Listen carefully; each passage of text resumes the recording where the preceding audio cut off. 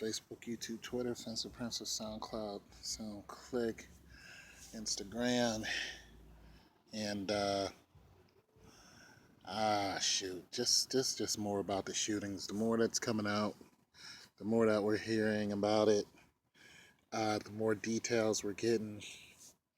And just heard a guy's story where basically he was in a stall and a shooter came in, shot a dude on the way in, and then there were 20 people in the stall and he just put the gun up over the stall and started shooting everybody in the stall, and he shot this dude twice. And the girl that he was there with, he killed her. So everybody was crammed in there just getting shot. And then dude walked out, and then the shooter walked out, and then the guy who was shot and bleeding, he had to step over dead bodies and climb through the top of the stall and then fall on the floor. And the bullets were still ringing out. So it was just crazy. Uh, and it just made me think, you know, we declared war on ISIS. Okay, just like we declared war on Saddam Hussein, just like we declared war on the Taliban. These people who are injured, there are 53 injured and 50 dead, they are, to me, casualties of war. Now, the reason why I say this is, for one, a declaration of war. We got to look at the president signing a declaration of war. I believe has already happened. I believe there was a declaration of war already signed. And I'm not sure, but somebody is going to correct me on that. But if there has been a declaration of war signed against ISIS, then we are at war, but it is war that's been solidified by the declaration. So, so that puts you in a different category than just a civilian casualty.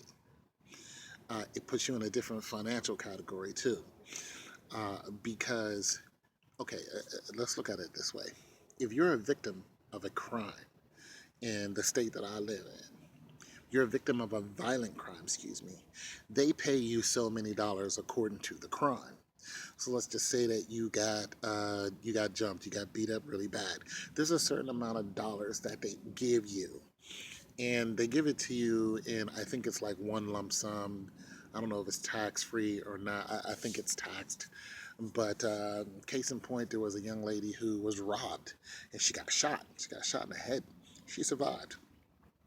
She got like 250 grand for that. I don't know if they took taxes out or not. Nonetheless, so she got it because she was a victim of a violent crime.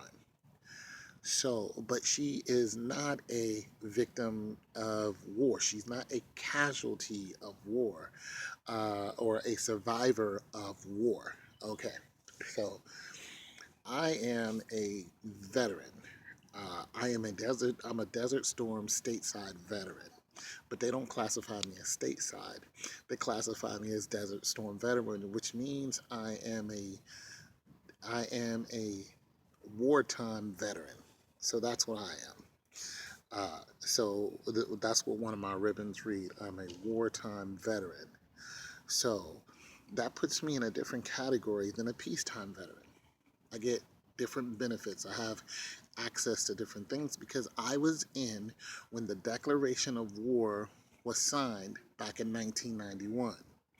I was still in service, and I was in for more than 30 days when the Declaration of War was signed. So it puts me in a different category. Now, I am not a casualty of war. I'm just a war veteran. Because if I was a casualty of war, that's a different financial bracket. And so the same thing on the civilian side. If you're a surviving casualty of war or a casualty of war, then it goes to your family. There are monies, and listen, I don't care what nobody says. These people were shot, they deserve something. They were shot for something that had nothing to do with them, and it had everything to do with our government. And I think that our government need to pay these families They need to pay these people who are still alive because they're going to live with that. Those memories, they're haunting. Those people need psychiatric help. Those people, even though they have, some of them have families, some of them that might have been it. You know what I'm saying? They might have been the head of the family, and they might have left behind children. There were not only gay people in that bar, there were straight people in that bar too, and they range from all ages. I mean, from legal age on up. So they might have had children, and I'm sure some of them did.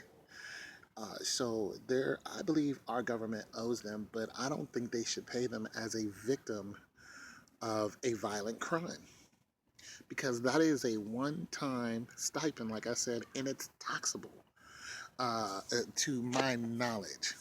And it depends on who it comes from. I think if it's federal, it's not taxable, but if it's state and city, it's taxable. Okay, so I'm not sure how that's going to go, but nonetheless, I think the federal government should give them okay, let me look at it. Let's look at it this way. If you get a stipend, if you get a one-time stipend from the government, because I get paid from the government, uh, if you get a one-time stipend from the government, it's a one lump sum. If you get an ongoing stipend from the government, of course, it depends on what kind of stipend you're getting, whether it's for you returning back to school and you're a veteran, whether you're trying to build a company and you're a veteran, you applied for a grant. There's just different levels to it. But nonetheless, if these people get a stipend, it should be an ongoing stipend, uh, in my eyes. Uh, One, the reason why I say that is because when you can give somebody $250,000 and say, okay, we're done with that. Boom, you gave them $250,000. That's that. I don't really think that's fair because the one guy got shot twice in his leg. He needs assistance to walk. He's probably going to need assistance for the rest of his life. I don't think the government should just give him a lump sum and that be it. I think the government should, like, this dude should be allowed to go to the VA hospital whenever. He should get free health care for his injuries. He should get free health care for his psychiatric help. This guy should get one lump sum and then a ongoing stipend for probably the rest of his life because his injuries are going to be life affecting. This guy was young too. He was in his 20s. I mean, he got shot in the leg, and it depends on where you get shot. Who knows if he severed nerves? Who knows if he broke bones? But he got shot twice by an AR-15. And let me give you a little clue on what an AR-15 does. Okay, so this is a weapon that travels 750 miles an hour, uh, and can, at a range of 300 or so yards. This guy was shot in close range. When I say close range, I mean he was shot in less than a range of a Toyota Supra. He was shot pretty much point blank range. Only thing that saved him is the shooter could not see him because he fired over a stall and just sprayed everybody in the stall. Okay, so that's point blank range. You know how long a stall is? Not very long. He was in a large stall with 20 people. Not very long. So he got shot at close range. What a AR-15 does, or an M16 air-cooled A2 rifle, which is a standard issue rifle when you go into the military, what it does is the bullet tumbles. Okay, the bullet is meant to hit you, then hit a bone in your body and ricochet to destroy your organs and come out another part of your body. So the entrance wound isn't necessarily huge. It's not like a 357 Magnum or a Desert Eagle. Desert Eagle entry wounds are huge. That's why they're known on the street for their power. It's because you hit a person, they're going down. People don't usually refer to a Desert Eagle as a burner. A burner is usually something, a 9mm or something like that, because when you hit somebody, the bullet feels like it burns. I know a guy who survived 13 shots at point blank range with he got shot with a 9mm. Okay, 40 cal, a little bit more bang for your buck. Uh, 357, more bang for your buck. But a Desert Eagle, you're taking somebody out of here. Just levels of explosive power. So when you look at what the M16 does, the M16 was basically issued because of the AK-47. The AK-47, makes a big hole and it just goes straight through you. It's very powerful, very destructive. It's an armor piercing weapon. It's the same thing with the M16. It's an armor piercing weapon, but it has a different effect. So let's just say you get shot in your shin. Boom. The bullet can ricochet and come out through your back. Or it can come out through your doggone head if the bullet can find a straight path. Or um, you know what I'm saying. The bullet doesn't go in and then make an exit wound, in a straight line. It goes in, it ricochets. It can, if it hits you in your, let's just say if it goes through your stomach and hits your spine, it can come out. You know, it can come out your chest. I mean, it's terrible. It is a terrible, terrible, terrible weapon to get hit by.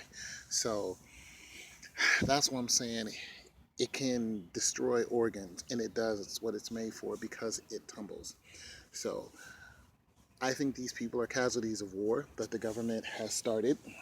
And I think these people should be compensated like war veterans are compensated. I think their whole families should be able to get on, VA insurance, or their kids should be able to get on VA insurance, like my kid can get on my insurance. I think that they should just be able to apply for VA benefits. And that's just the way I feel about it. This is the government's fault, and I stand behind that. It's your boy Tone 202. Well,